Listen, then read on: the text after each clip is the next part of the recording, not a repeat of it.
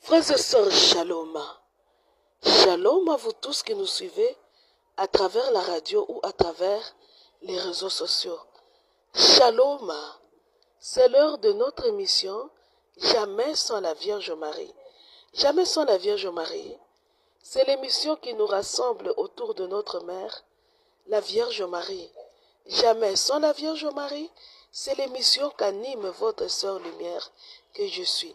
Je nous demanderai, mes frères et sœurs, de faire silence en nous et autour de nous.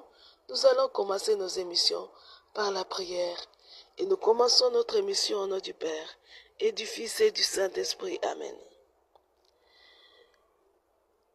Viens, Esprit Saint, viens par la puissante intercession du cœur immaculé de la Vierge Marie, ton épouse bien-aimée. Viens, Esprit Saint, viens par la puissante intercession du cœur immaculé de la Vierge Marie, ton épouse bien-aimée. Viens, Esprit Saint, viens par la puissante intercession du cœur immaculé de la Vierge Marie, ton épouse bien-aimée. Je vous salue Marie, pleine de grâce, le Seigneur est avec vous. Vous êtes bénie entre toutes les femmes, et Jésus, le fruit de vos entrailles, est béni. Sainte Marie, Mère de Dieu, priez pour nous pauvres pécheurs, maintenant et à l'heure de notre mort. Amen.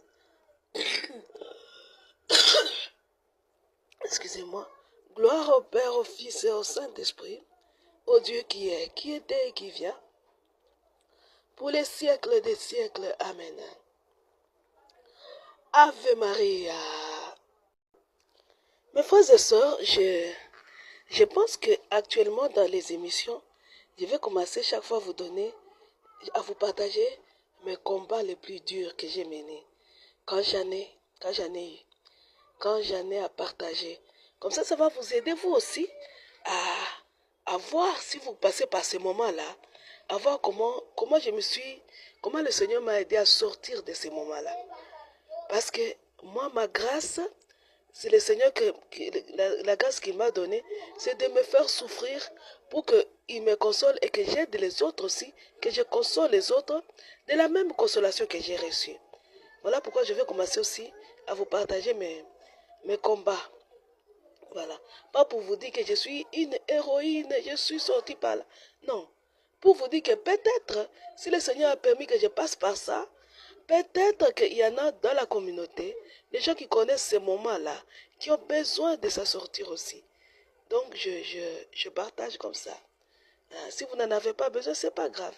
Au moins, j'aurais partagé un jour, si cela vous arrive, vous saurez comment lutter. Ou si vous croisez quelqu'un qui se trouve dans la même situation, vous saurez comment lutter. Mes frères et sœurs, ça fait 2 semaines où quand je me réveille, c'est impossible de me réveiller. Je me sens lourde comme une pierre. Lourde. Et quand je vais penser à des choses de Dieu, c'est impossible. Une première chose, une deuxième chose. Je sens un mal de dos. On dirait que je porte un poids, un fardeau lourd sur mon dos. Je risque même de... Je sens que pour soulager mon dos, je dois marcher avec une canne courbée. Je dois me courber comme ça. Je dois me courber avec une canne. Alors, pour marcher, faire une courte distance, aller, par exemple, à la messe, quelque part, c'est tellement pénible. Je marche, quelque part, je m'assois, je m'arrête pour me reposer un peu. Quelque part, je m'arrête pour me reposer un peu. C'était devenu pénible. Travailler à la maison, faire mes petits travaux, c'était devenu compliqué. Tu travailles, je sens que les muscles, que le dos et les articulations, ça ne va pas. Donc, je me dis, mais c'est quelle histoire ça? Donc, et puis, plus je prends les médicaments, plus ça s'empire. On dirait que je ne fais rien. J'ai commencé à prier. Vous savez, il y a des choses qui m'arrivent. Vous savez, la Bible dit ceci, que l'Esprit Saint prie en nous par des gémissements ineffables. C'est ça. Des fois, tu es en train de prier et tu sens que la prière que je suis en train de faire là, elle ne vient pas de moi. C'est Dieu qui la commence. Tu peux être assis comme ça, tu sens en toi, je vous salue Marie, pleine de grâce. Je ne sais pas si vous avez déjà senti ce moment-là. Où tu es assis en plein, il y a des bruits, tu es en train de faire ta vie, ce n'est pas l'heure de la prière. Tout d'un coup, tu sens une prière monter en toi. Ce sont les prières de l'Esprit Saint qui viennent comme ça. Tu ne l'as pas cherché, ça vient tout seul. Cela m'arrive aussi. Alors, j'ai prié, voyez notre prière là, en finir avec eux. En finir avec eux, c'est une grande prière. Cette prière m'aide beaucoup. Bon, je l'avais fait courte, mais à cause des demandes de beaucoup de gens et des remarques, je l'ai élargie en ajoutant les esprits de je ne sais pas quoi, les esprits de je ne sais pas quoi. Elle est devenue très longue. Même très longue comme ça, elle est toujours efficace. Vraiment efficace. Moi, je la trouve assez efficace dans mes combats. Puisque le carnet là, le carnet jamais sans la Vierge Marie, je l'utilise tous les jours. Un jour, je lisais cette prière. Mais avant de lire les prières là, il y a la litanie des communions que j'utilise aussi tous les jours. Là, il y a une version courte mais aussi j'élargis de fois cette version là. Ça dépend, je change, mais en tout cas, j'utilise toujours la litanie des communions. Vous savez,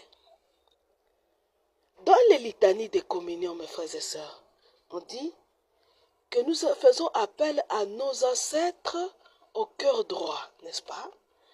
Nous disons, vous les ancêtres au cœur droit, soyez avec nous, n'est-ce pas?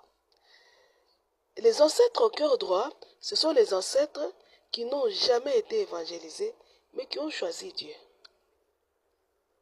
Ils ont choisi Dieu. Dieu les a guidés à sa manière. Ces ancêtres existent. Les ancêtres au cœur droit. Aujourd'hui, avec le christianisme, nous avons aussi des ancêtres qui ont été évangélisés et qui ont choisi Dieu parce qu'ils ont été évangélisés, vous voyez. Je disais cette litanie-là, je suis passé avec les ancêtres au cœur droit. Maintenant, arrivé au niveau de en finir avec eux, une phrase que j'ai prononcée qui ne vient pas de moi, c'est celle-ci. À plein prière de en finir avec eux, c'est celle-ci. Nous vous consacrons nos ancêtres au cœur tordu. Vous savez, quand j'ai prononcé cette prière, j'ai senti un tremblement dans mon corps qui est inhabituel. Les ancêtres au cœur tordu. Shalom mes frères et sœurs.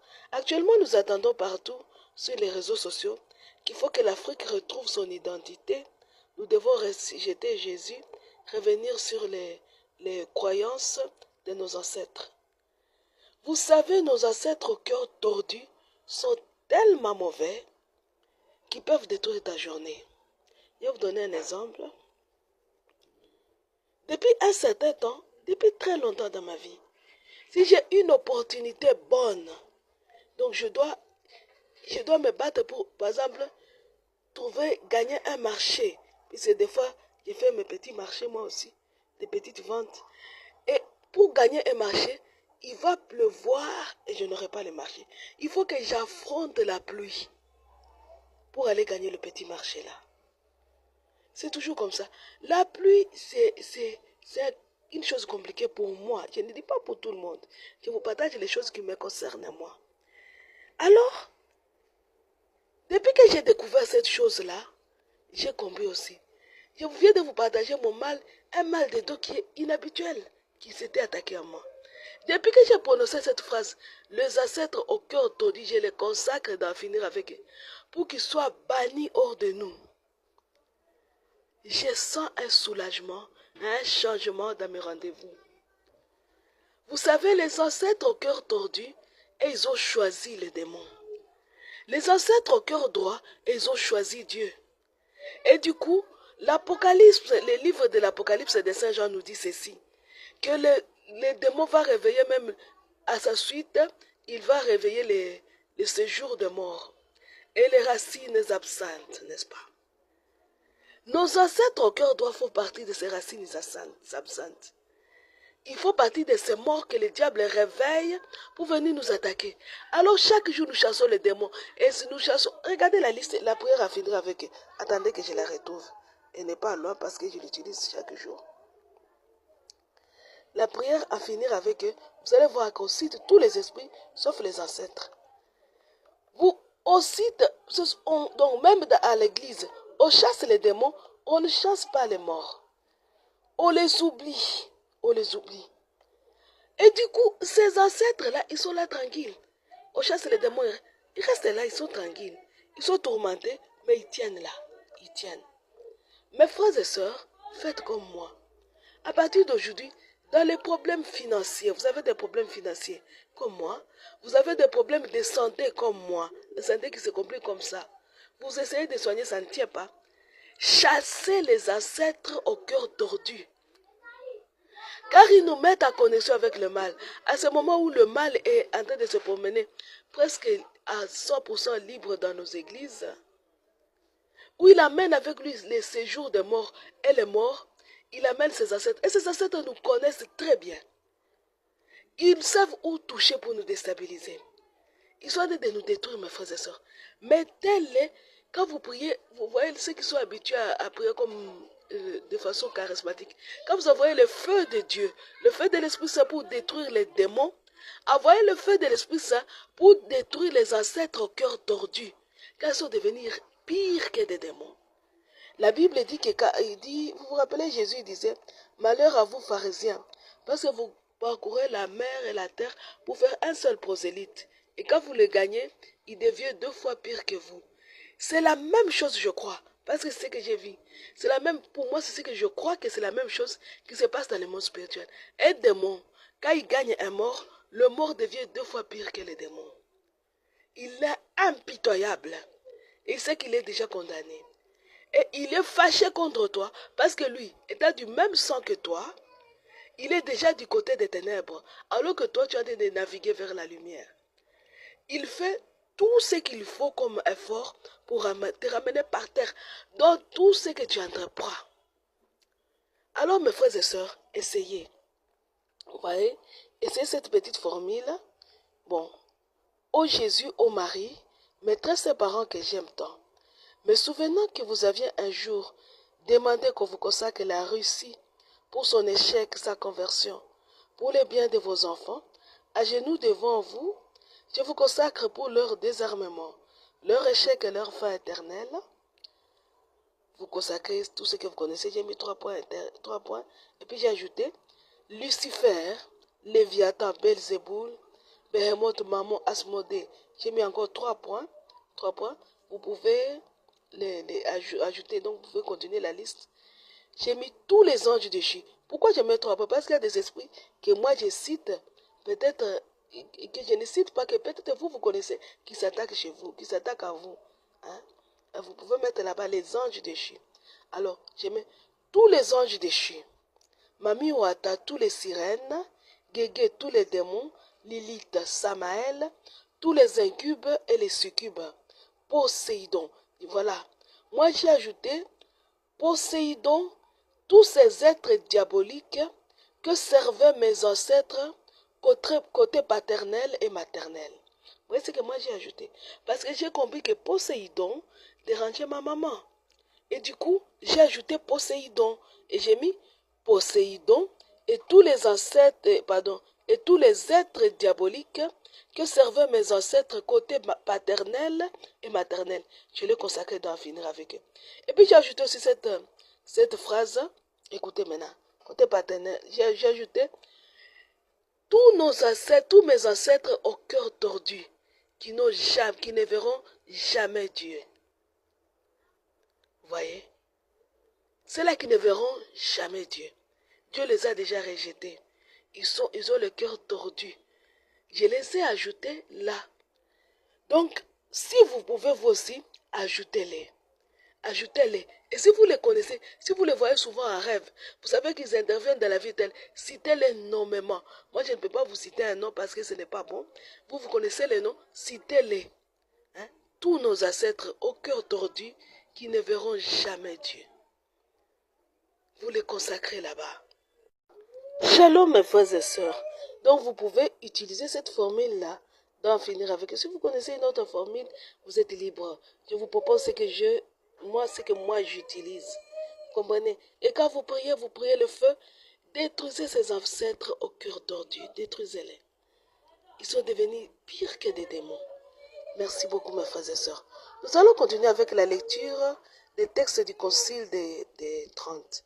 Alors l'autre fois, on avait lu seulement le décret sur le péché originel. Aujourd'hui, nous allons remonter, mes frères et sœurs. Nous allons remonter. Nous allons commencer par un nouveau décret, mais un décret qu'on n'avait pas lu l'autre fois. Nous allons commencer par le décret sur les Écritures saintes. Nous avons les textes, mes frères et sœurs. Hein? Donc, le décret des Écritures canoniques, le document au format zip. Hein? C'est ce que nous utilisons. Nous lisons ensemble. Il est difficile de lire dans ces documents-là. Hein? Nous allons lire. Le Saint Concile des 30, œcuménique et général, légitimement, c'est la 4e session, hein? Légitimement assemblé sous la conduite du Saint-Esprit, les 3 mêmes légats du siège apostolique y président, ayant toujours devant les yeux de conserver dans l'Église, en détruisant toutes les erreurs, la pureté même de l'Évangile, qui après avoir été promis auparavant par les prophètes dans les Saintes Écritures, a été ensuite publié, premièrement par la bouche de notre Seigneur Jésus-Christ, Fils de Dieu, et puis par ses apôtres, auxquels il a donné la commission de l'annoncer à tous les hommes. Marc 16, 15. Comme la source de toute vérité, qui regarde le salut et le bon règlement des mœurs. Considérant que cette vérité et cette règle de morale sont contenues dans les livres écrits ou sans écrit dans les traditions, qui ayant été reçues par les apôtres de la bouche de Jésus-Christ même, ou ayant été laissées par les mêmes apôtres, à qui le Saint-Esprit les a dictées, sont parvenus comme de main en main, jusqu'à nous.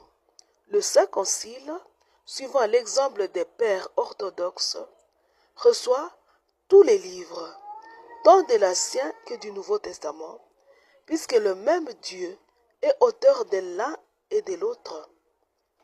Aussi bien que les traditions, soit qu'elles regardent la foi ou les mœurs, comme dictées par la bouche même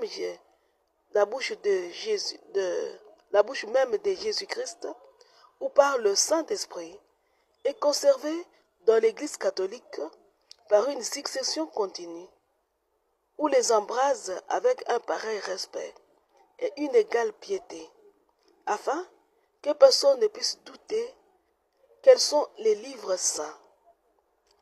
Que le Concile reçoit, il a voulu que le catalogue en fût inséré dans ces décrets selon qu'ils sont écrits, ici marqués, pardon. C'est difficile de lire dans ces textes-là. Mes frères et sœurs, nous n'allons pas tout lire. Je vous ai lu le premier seulement, les autres vous pouvez lire. Parce que sinon, si nous lisons paragraphe par paragraphe, on ne va pas s'en sortir. Je vais vous donner quelque chose que j'ai retenu de là, que je trouve important. Donc l'Église dit, il va conserver dans l'Église en détruisant toutes les erreurs. Donc c'est son devoir. Il se donne le devoir de détruire toutes les erreurs et de conserver dans l'Église l'Évangile comme source sacrée de toute vérité et les traditions. Donc, nous avons 2 sources que le Concile des 30 retient. L'Évangile et les traditions comme source de toute vérité. Contrairement à nos frères et sœurs les protestants qui ne reconnaissent pas les traditions. Et ils reconnaissent seulement l'Évangile. Et l'Église précise, il y a des traditions qui sont écrites, qui viennent même de la bouche de Dieu, et qui concernent soit la foi, soit les mœurs, ou la conduite à suivre. Hein? Mais ces traditions, nous les conservons. Nous les conservons comme état de vérité. Vous comprenez? Contrairement à nos frères les protestants, l'Église dit aussi dans le paragraphe qui suit, il nous donne la liste des livres qui composent l'Ancien Testament et le Nouveau Testament. Et la liste qu'il donne là, c'est l'ensemble des livres qui seront considérés désormais comme étant canoniques. À part ces livres-là, on ne reconnaît pas d'autres. Donc, c'est ça le Concile des 30. Et puis, il dit qu'il soit anathème la personne qui ne reconnaît pas ces livres-là. La liste que le Seigneur, que le Concile donne. Le concile, il dit ceci, que de toutes les éditions de la Bible, de ce temps-là, c'est les éditions latines des livres sacrés anciennes et vulgates seront tenues pour authentiques. Donc, vous pouvez imprimer les Bibles. Vous pouvez faire tout ce que vous voudrez. Ce que lui, le concile a dit comme étant authentique, c'est que l'Église catholique a reconnu comme authentique, c'est ça qui est authentique. Les autres là, ils ne reconnaissent pas. Non, l'Église ne reconnaît pas. C'est ça. Le concile des Trente nous dit ceci. Personne n'a le droit de photocopier. Personne. Si tu veux photocopier, tu photocopies. Les livres séparément. Par exemple, je dis, bon, moi, je vais photocopier les livres d'Isaïe. Et il dit qu'il y avait, l'Église signale qu'il y avait des erreurs. Il y en a qui photocopiaient, ils ne marquaient même pas l'erreur. Ils changeaient les notes explicatives sans l'accord de qui que ce soit. Donc, chacun avait sa manière d'interpréter et de dire ce qu'il veut de l'écriture. Le concile des 30 dit non, ça non. On n'accepte pas ça. Le concile des 30 refuse même qu'on imprime la Bible sans l'accord de l'évêque du lieu. Tu ne peux pas imprimer, même si tu as une imprimerie reconnue, tu ne peux pas imprimer sans l'accord de l'évêque. Avant d'imprimer la Bible, tu dois avoir l'accord de l'Église catholique.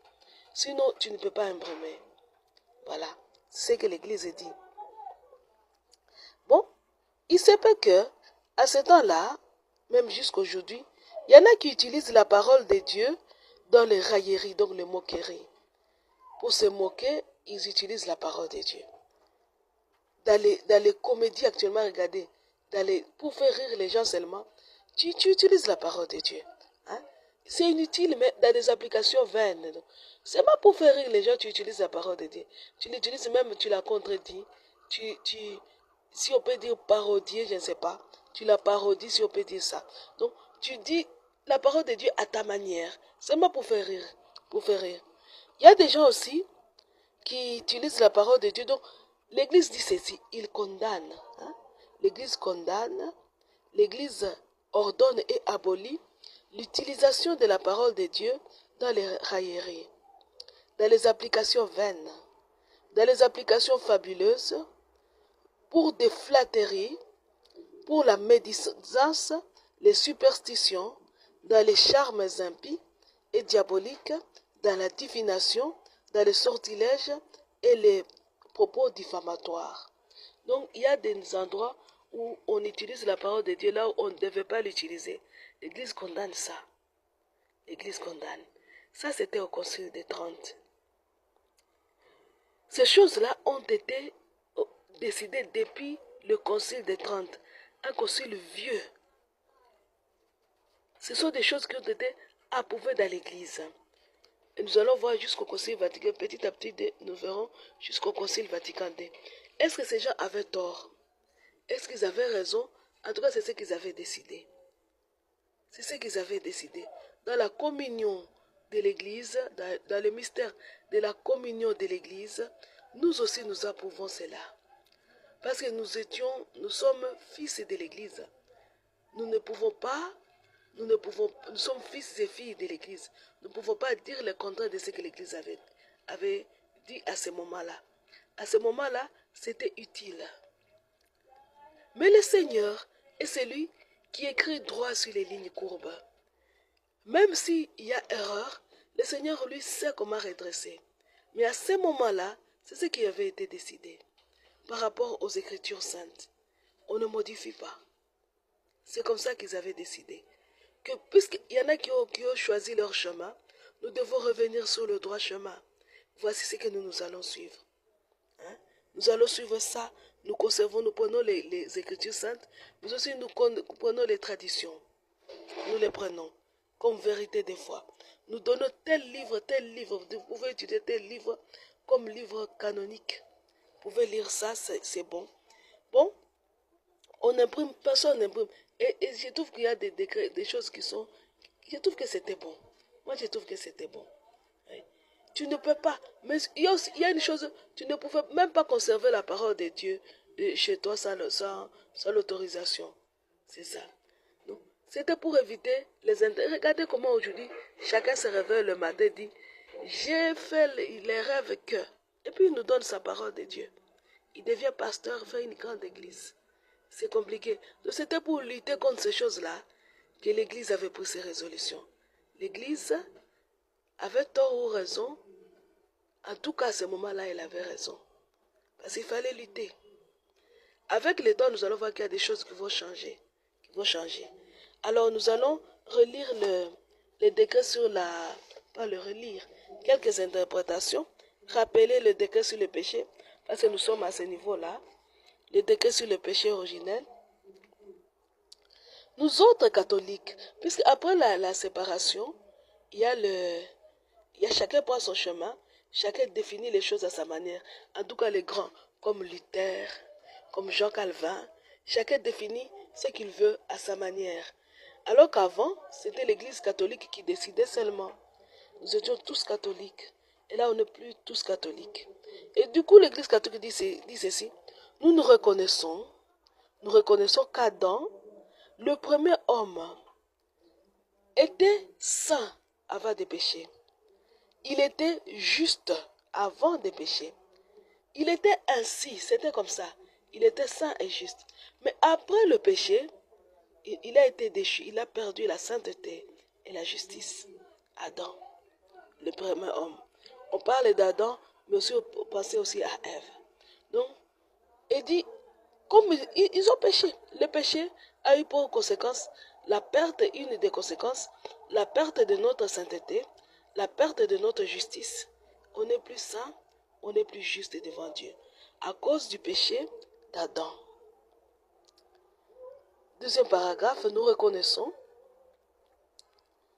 que par le péché de désobéissance, parce qu'il y avait désobéissance, oui, le Seigneur avait dit, ne mange pas, Adam a mangé. Et si vous voulez connaître les détails sur le péché originel, on en a beaucoup parlé dans nos émissions, en se basant sur les révélations faites par Jésus à Maria Valtorta. Donc c'est ça. Et on dit, nous reconnaissons que par ce péché de désobéissance, cette prévarication, une prévarication, c'est un acte de mauvaise foi. Adam a encouru la colère de Dieu et son indignation, et en conséquence la mort dont Dieu l'avait auparavant menacé. Donc nous reconnaissons que, non pas seulement, Adam n'a pas seulement perdu la sainteté et la justice. Avec le péché originel, Adam a perdu aussi l'immortalité.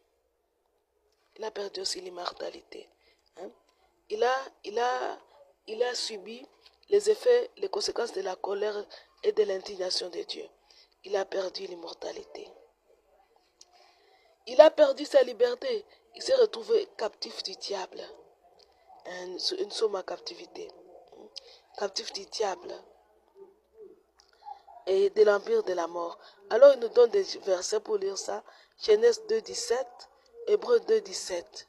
Hein? C'est ça. Nous reconnaissons aussi nous autres les catholiques que à cause du péché, Adam est passé d'un état qui était bon à un état qui était pire. Ça c'est nous catholiques, nous croyons ça. Nous croyons ça. Et l'église, les conciles, les pères de l'église disent que si tu ne veux pas reconnaître ça, que tu sois excommunié. Ça, c'est Adam. Et nous continuons encore. L'église soutient que la prévarication d'Adam a été préjudiciable à lui et à sa descendance. Donc le péché d'Adam, il est préjudiciable à lui et à nous qui descendons de lui. Pour nous aussi, comme pour Adam, nous avons perdu la sainteté et la justice. Puisque Adam avait perdu la sainteté et la justice, nous aussi, nous avons perdu la sainteté et la justice par Adam, notre Père. Nous catholiques, nous reconnaissons aussi que, étant souillés personnellement, par le péché de désobéissance, Adam a communiqué et transmis à tout le genre humain la mort, les peines du corps et le péché qui est la mort de l'âme. Nous croyons à cela. Que nous recevons d'Adam, notre ancêtre, notre premier parent, la mort, les souffrances du corps et les souffrances de l'âme. Nous reconnaissons cela. Et l'Église dit, celui qui ne reconnaît pas ça, qui ne soutient pas ça, mais qu'il soit anathème. Voilà. Car, qu'il soit anathème, pourquoi? Parce qu'il contredit ce que l'apôtre Paul dit, quand il dit que le péché est entré dans le monde par un seul homme et la mort par le péché.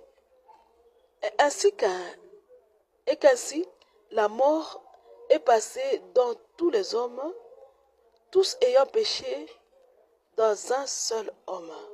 Romains 5, 12. Voilà. Nous, catholiques, nous soutenons encore que le péché d'Adam, qui est un dans sa source et qui étant transmis à tous par la génération et non par imitation, devient propre à chacun et ne peut être effacé ni par la nature humaine, ni par aucun autre remède que le mérite de Jésus-Christ notre Seigneur, l'unique médiateur qui nous réconcilie par son sang, après s'être fait notre justice et notre sanctification, notre Rédempteur. Le péché d'Adam, c'est que on veut nous dire, il devient notre péché, pas parce que nous imitons Adam. Nous n'allons pas au jardin d'Éden pour aller manger les fruits interdits, non. Mais parce qu'il nous est transmis par génération. Donc, généré par reproduction. Vous voyez. C'est par reproduction que le péché d'Adam nous est transmis. Et non par imitation. Comprenez ça? C'est ce que l'Église veut nous enseigner. Donc, nous péchons, nous sommes pécheurs par génération. Selon le péché originel, hein, nous sommes pécheurs par génération et non par imitation. Donc, ce péché-là, il se reproduit. Il se reproduit. Vous comprenez? C'est important de comprendre ça. Le pécheur, un voleur, quelqu'un qui voit un voleur voler et qu'il vole parce qu'il a vu quelqu'un voler, il aura péché par imitation. Prenons ceux qui travaillent dans un bureau de finances, par exemple. Tu vois l'autre en train de faire un gros détournement de fonds. Il prend l'argent, il s'enrichit. Toi aussi, tu fais le détournement de fonds parce que tu as vu l'autre faire un détournement de fonds. Tu auras péché par imitation. Par contre, si tu vois quelqu'un, par contre le péché d'Adam, nous ne l'imitons pas. On n'imite pas Adam. On ne part pas au jardin d'Éden pour aller manger les fruits défendus. Comprenez? Nous n'imitons pas Adam. Nous naissons avec ça. Nous naissons avec ce péché-là. Le péché. Nous naissons avec cette désobéissance. Elle est en nous par génération. Dès que nous naissons avec ça. Donc, tu ne l'as pas choisi. Tu ne le choisis pas. Il se reproduit. Tu ne choisis pas cet état-là. Tu l'as choisi en Adam. À travers la personne d'Adam, tu avais choisi l'état pécheur. Mais personnellement comme ça, tu n'as jamais dit Dieu, tu n'as jamais été à la place d'Adam d'ailleurs. Vous comprenez? Je ne sais pas si je me fais comprendre ou si je complique les choses. Non, tu n'as jamais dit que tu ne peux même pas. Tu ne peux même pas imiter Adam parce que Adam était seul avec Ève. Il était seul. Il était seul. S'il y avait imitation, alors c'est Adam qui avait imité Ève. Parce que c'est Ève qui avait commencé. Adam a suivi Ève. Nous, on n'a suivi personne. les deux là au péché, ils nous transmettent le péché par reproduction. Vous comprenez ça? C'est ce que l'Église nous enseigne. L'Église nous enseigne aussi qu'il affirme que les mérites du Christ sont... Voilà, il n'y a que les mérites du Christ qui nous libèrent de ces péchés-là. Tu peux faire tous les efforts, tu peux tout faire. Pour être libéré du péché originel, il faut Jésus. Sans Jésus, c'est impossible. C'est impossible. N'essaie même pas, c'est inutile. C'est impossible. Et nous affirmons que les mérites du Christ sont appliqués tant aux adultes qu'aux enfants par le sacrement du baptême conféré selon la forme et l'usage de l'Église. Donc, c'est par l'usage du baptême. Donc, nous acceptons, nous autres, que par le baptême, nous coupons maintenant le lien avec le péché originel. Ouais. Vous voyez le paragraphe qui suivait, on avait dit que ce péché ne peut être effacé que par la nature, ne peut être effacé ni par la nature humaine, ni par aucun autre remède que les mérites de Jésus. Donc le péché originel, on peut l'effacer ni par la nature humaine, ni par un autre remède, quel que soit, que la nature, que les mérites de notre Seigneur Jésus-Christ. Et ces mérites-là, ces mérites maintenant dans le paragraphe suivant nous dit, les mérites de Christ sont appliqués tant aux adultes qu'aux enfants. Parce que nous tous nous contactons au moment de la reproduction. Hein? On dit, les mérites sont appliqués tant aux adultes qu'aux enfants par le sacrement du baptême. Donc, par le sacrement du baptême, le péché originel est effacé. C'est ça l'enseignement que vient nous donner l'Église à travers les affirmations du Concile des 30. Tant aux adultes qu'aux enfants. Ça, c'est important. Ce qui fait que nous, autres catholiques, nous croyons à l'importance du baptême des enfants. Si vous laissez votre enfant grandir avec le péché originel, alors il grandit en tant que qui? Vous savez, un jour j'ai discuté avec des parents, je disais, tous nous naissons dans la captivité satanique. Nous naissons tous, même dans les familles chrétiennes, même dans les familles profondément chrétiennes, quand nous naissons captifs du diable et Satan. Nous naissons, à moins que le Seigneur te fasse une grâce spéciale comme la Vierge Marie. Nous tous, nous naissons captifs, esclaves du diable et Satan à cause du péché originel que nous contactons par reproduction. Celui qui a péché, il est esclave, n'est-ce pas? Nous croyons tous à ça, n'est-ce pas? Que celui qui a péché, il est esclave, n'est-ce pas?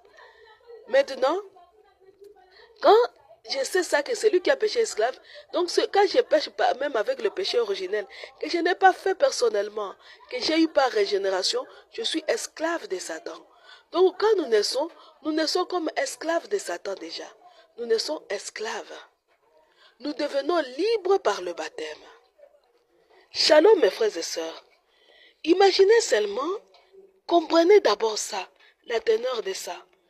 Nous naissons esclaves. Nous naissons esclaves, nous devenons libres par le baptême. Et toi, tu conserves chez toi ton petit enfant qui naît. Ton petit bébé que tu aimes de tout ton cœur, que tu portes contre ta joue, contre ton épaule, contre ton cœur. Tu ne veux même pas qu'on la touche, même pas que les mouches, qu'il n'y a pas d'insectes qui doivent tourner autour de l'enfant. Un petit bébé, on le garde, on le protège, on lui achète des linges propres, des savons appropriés. Tout est propre parce qu'il ne doit pas contacter des microbes. Le petit bébé. Mais on les laisse esclaves. Est-ce que vous comprenez ça? Tu les laisses esclaves. Esclaves du diable et Satan. Parce que tu ne veux pas les baptiser en disant que non, il ne doit pas être baptisé, c'est un enfant. Alors, tu les protèges des saletés extérieures, mais son fort intérieur reste esclave du diable et Satan. Est-ce que vous comprenez ça? C'est terrible. Si le bébé pouvait parler, il allait te dire, mais qu'est-ce que tu me fais là? Je suis esclave. Libère-moi. Qui accepterait que son petit bébé aille en prison? Quand vous dites, madame, vous venez de mettre au monde, voici votre bébé, mais Il va faire d'abord 17 ans, 18 ans à prison. À 18 ans, on va vous les donner. Qui peut accepter ça? C'est ce que nous faisons. Nous laissons la femme jusqu'à 18 ans. On a qu'il soit capable de prendre une bonne décision. Vous croyez vraiment? Jusqu'à cet âge-là, il est à prison. Il est dans la prison satanique. Et vous êtes libre, tranquille. Vous dormez même tranquillement. Vous dormez, vous chantez même dans les églises. Alléluia, Amen. Mais votre enfant est dans la prison satanique. Est-ce que vous comprenez la teneur de cette chose-là? C'est compliqué. Faire baptiser son enfant, le Seigneur avait dit, allez de toutes les nations, faites des disciples. Vous allez faire les disciples comment? En les baptisant au nom du Père et du Fils et du Saint-Esprit. C'est ce que le Seigneur avait dit, n'est-ce pas? Tu deviens chrétien par le baptême. Imaginez maintenant les parents qui n'acceptent pas les baptêmes des enfants. Vous êtes profondément chrétien, pasteur. Ne cessez pas que l'église. Mais votre enfant a 10 ans, il n'est pas baptisé. Mon frère, il n'est pas chrétien. Puisqu'il n'est pas au-dessus de la parole de Dieu. Cet enfant que tu gardes dans ta maison, il n'est pas baptisé, il n'est pas chrétien. Il est esclave du diable Satan. Par le péché originel, il n'est pas chrétien. Et si aujourd'hui, personne ne connaît le jour de sa mort, personne. Et surtout dans la vie que nous menons actuellement, on ne sait pas, on ne sait jamais. Aujourd'hui, demain, la femme meurt. Au ciel, quand vous vous retrouverez, qu'est-ce qu'il te dira? Je suis mort esclave du diable Satan par ta faute. Pensez aussi à ça et faites baptiser les enfants. Ne soyez pas égoïste. Ça, je trouve que ne pas faire baptiser un enfant, c'est l'égoïsme pur. C'est l'ignorance choisie. Tu choisis d'être ignorant. Tu ignores ce que le Seigneur avait dit. Tu sais très bien que par Adam, tous nous avons péché. C'est dans la Bible. Tu sais très bien que qui a péché est esclave. C'est dans la Bible. Mais tu permets, tout en étant chrétien, tu permets que ton enfant reste sans baptême. Comment tu peux avoir un cœur aussi dur avec ton propre enfant? Comment? Ta propre descendance. Tu ne veux pas baptiser cet enfant. Pourquoi? Pourquoi, mes frères et sœurs? C'est triste et c'est terrible. On ne comprend pas. Un jour, je parlais aussi, je vous avais dit ça au début, je suis allée dans autre chose. Je parlais avec une dame, je lui dis, elle me dit, après moi, dit le chapelet, mon couple, ça ne va pas. Bon, je lui apprenais, puis je lui ai dit, quel est le nom de baptême de ton enfant? Non, non, il n'est pas baptisé, c'est X, c'est son prénom, mais c'est son prénom, mais ce n'est pas son nom de baptême. Je lui dis réellement oui. J'ai dit, tu sais, tes enfants, Dieu ne les connaît pas. Il m'a dit, comment Dieu ne les connaît pas? On part avec mes enfants chaque jour à l'église, on part avec eux. J'ai dit, Dieu ne les connaît pas. Dieu les connaît comme créatures. Comme il connaît les plantes, comme il connaît Satan, comme il connaît les démons, il connaît aussi ton enfant comme créature venant de toi. Mais cet enfant n'appartient pas à Dieu. Il appartient à la race des créatures. Et des créatures qui sont dans la désobéissance. Ton enfant appartient à la race des rebelles. Ce que Dieu n'aime pas. Parce que Dieu, il n'aime pas les rebelles. Bon, dans son amour profond, puisqu'il aime tout le monde, il aime les rebelles. Mais le Seigneur avait bien dit, j'ai aimé Jacob, j'ai haï Isaïe. Pourquoi? Il était rebelle. J'ai aimé, j'ai haï. Donc Dieu, à un moment donné, lui aussi, il n'aime pas. Ton enfant fait partie de ceux-là. Que quand il se présente devant Dieu, Dieu, il tourne directement le dos.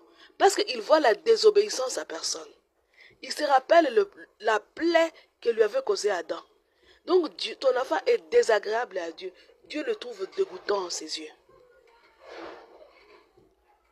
Heureusement pour elle, à force de parler, il a compris, il a fait baptiser ses enfants. Et c'est ça la vérité.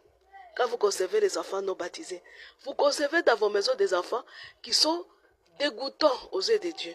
Et vous les remplissez dans les églises. Amen, c'est la fin du pasteur, il n'est pas baptisé.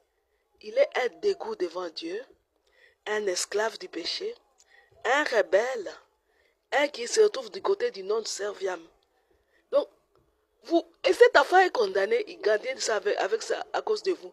Aujourd'hui, nous nous retrouvons dans un monde où le Satan, il a d'agir très rapidement parce qu'il est pressé. Il sait que son temps est court.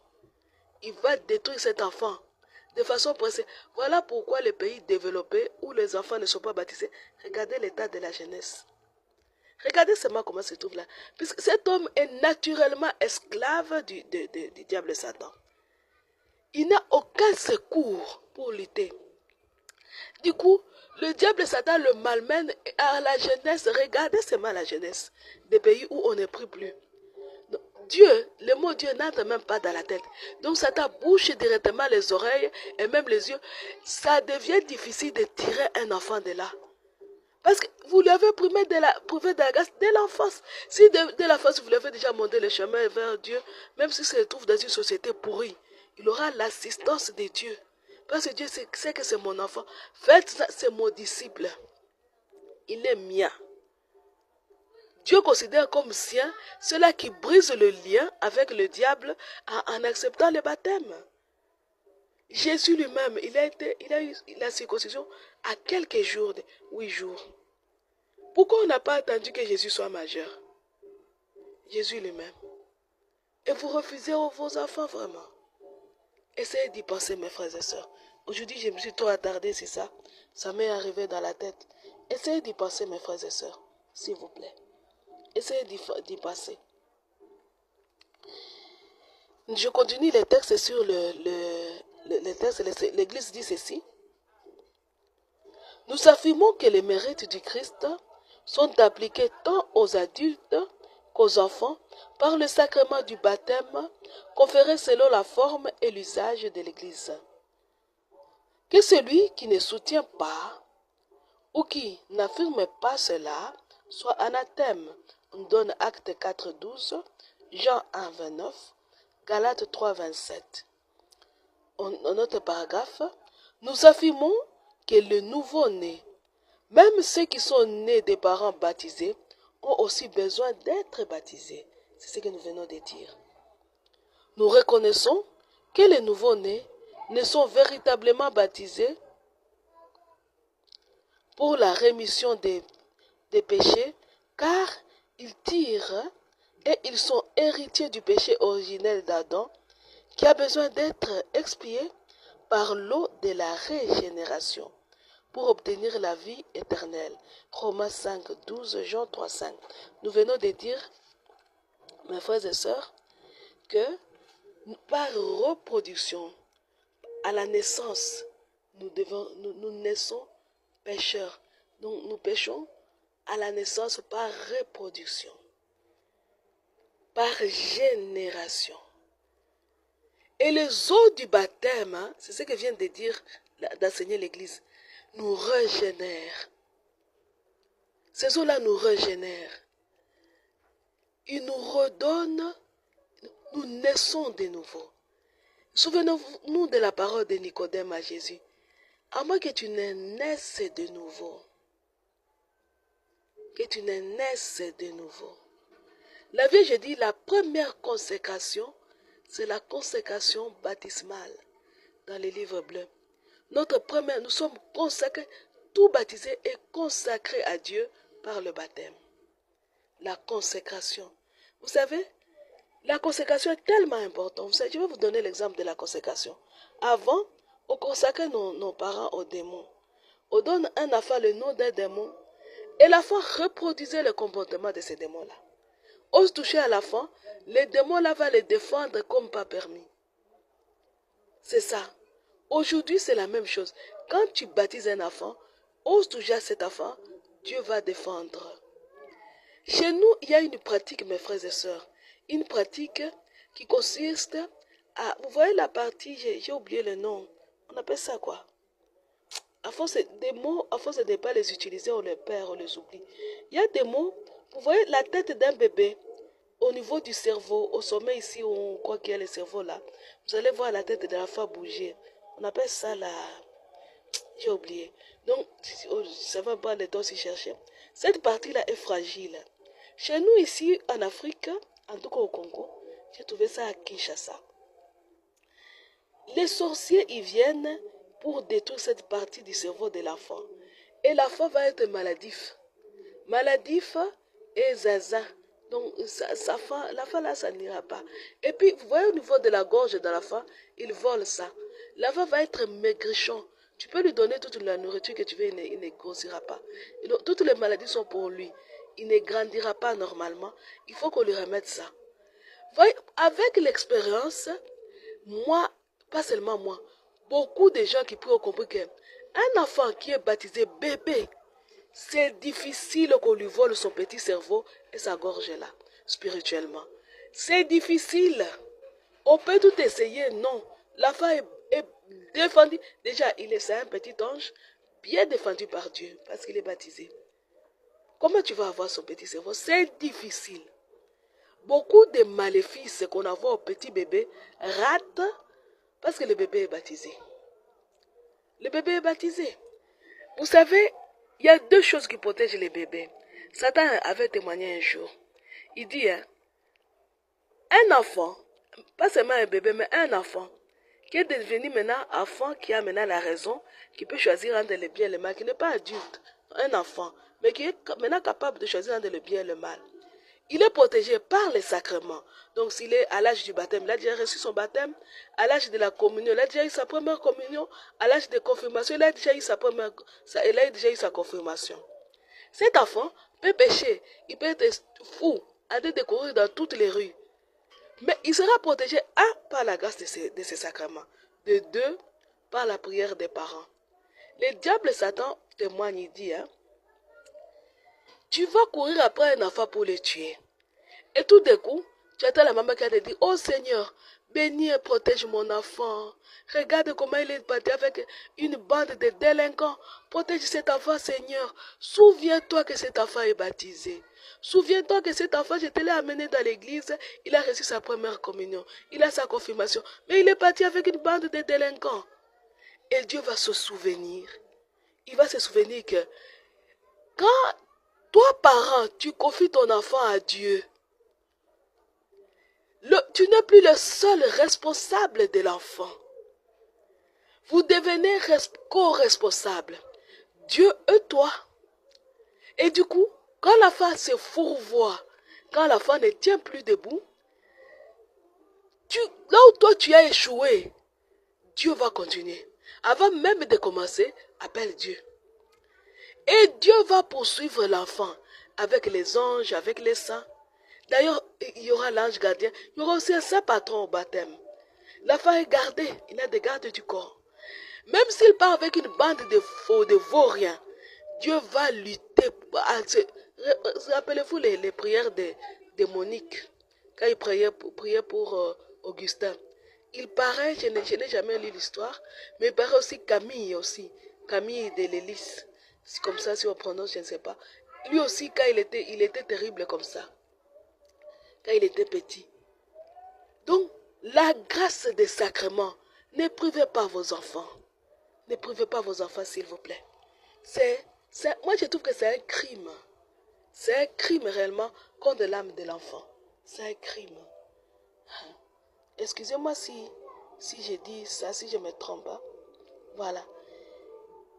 Le concile dit encore que nous affirmons que par la grâce de notre Seigneur Jésus-Christ, qui est conférée dans le baptême, l'offense du péché originel est remise. Que soit anathème celui qui renie cela. On nous donne des versets. Romains 8, 1 jusqu'à Romains 6, 4. Colossiens 3, 9. Éphésiens 4, 22. Romains 8, 17. On dit ceci. Les décrets sur le péché originel ne s'appliquent pas à la Vierge Marie. On avait dit ça l'autre fois. Mes frères et sœurs, c'est l'heure. Mais pensez à ce qu'on vient de dire. Par rapport aux Écritures saintes, par rapport au baptême, pensez à ça. Si Dieu nous prête vie, prochainement encore, on va publier 2 autres décrets.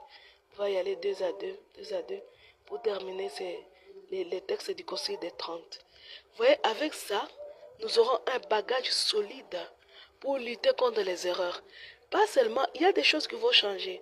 Nous sommes en train d'évoluer avec le Concile des 30, arriver jusqu'à Vatican II, vous verrez qu'il y a des choses qui vont changer à bien ou à mal. Vous verrez. Merci beaucoup. Soyez bénis abondamment, vous tous qui nous suivez à la radio comme sur les réseaux sociaux. Que Dieu vous bénisse, qu'il vous assiste, qu'il vous donne la grâce de méditer, d'approfondir notre foi à ce moment où elle est très combattue, où on est en train de vouloir dissoudre l'Église catholique dans l'Église universelle. Nous devons connaître ce à quoi nous croyons nous autres les catholiques. Merci beaucoup. Et nous clôturons notre émission en disant: Je vous salue Marie, pleine de grâce, le Seigneur est avec vous. Vous êtes bénie entre toutes les femmes, et Jésus, le fruit de vos entrailles, est béni. Sainte Marie, Mère de Dieu, priez pour nous pauvres pécheurs, maintenant et à l'heure de notre mort. Amen. Gloire au Père, au Fils et au Saint-Esprit, au Dieu qui est, qui était et qui vient, pour les siècles des siècles. Amen. Au nom du Père et du